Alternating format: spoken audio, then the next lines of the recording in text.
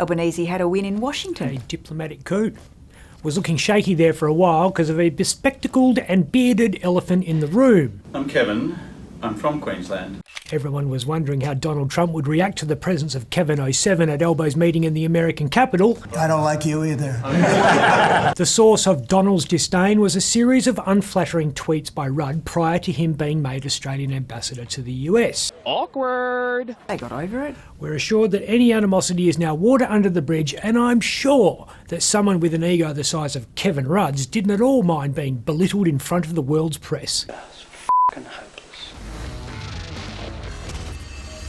Can't take anything away from the PM. He's inked a multi-billion-dollar agreement to kickstart extraction of so-called critical minerals and rare earths in different parts of Australia. Those materials, which include dysprosium, terbium, holmium, tungsten, nickel and cobalt, and yes, I do feel like I just gargled a periodic table, are needed to manufacture items that are essential for a modern existence. Microchips, smartphones, electric cars, wind farms, strike fighters, intercontinental ballistic missiles and various other can't-live-without things you need in 2025. Sarcasm aside, it's a big deal. It's a huge deal, and now taxpayers, Australian and American, have to pay for it.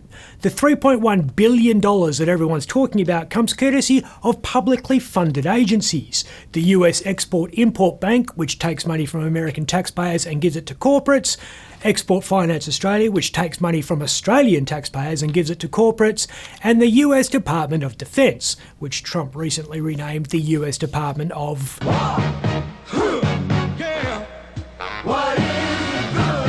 Good for a shitload of cheap finance, that's what. Stock market loved the announcement. News of the largesse of unwitting taxpayers lit a fire under the companies that will benefit from the funding.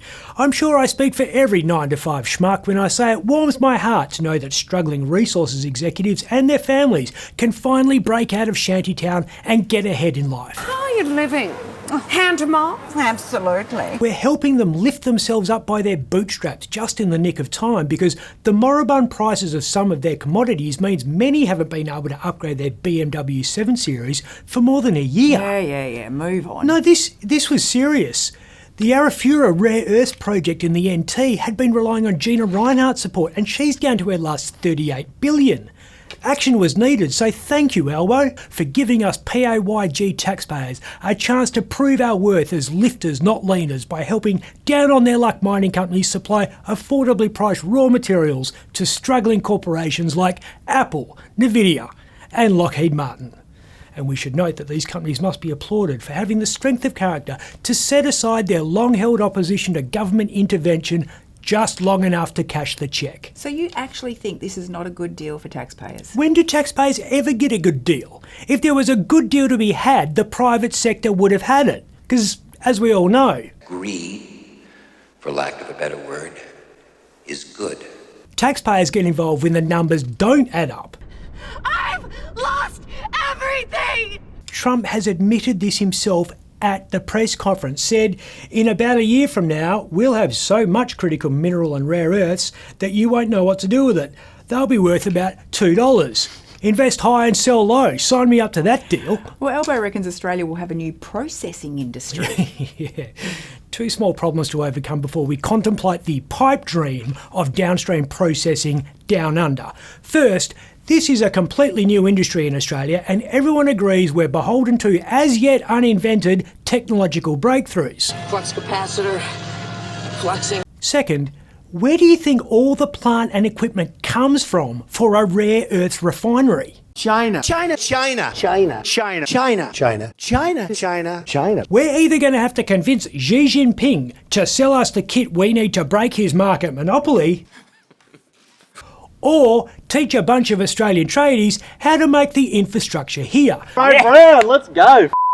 Yeah, pretty weird when I say it out loud. Do you know the last refinery that was made by Australian tradespeople? I'm guessing not a great one. No, the Tianqi IGO lithium plant in Kwinana doesn't work. They've spent $1.2 billion on it and it's still only producing a third of its nameplate capacity. It's the Leyland P76 of industrial projects. The Australian car that left a lasting impression. A deal involving Australia's taxpayers, Australia's tradies, and Australia's ambassador to Washington. What could go wrong? I'm Ben Harvey.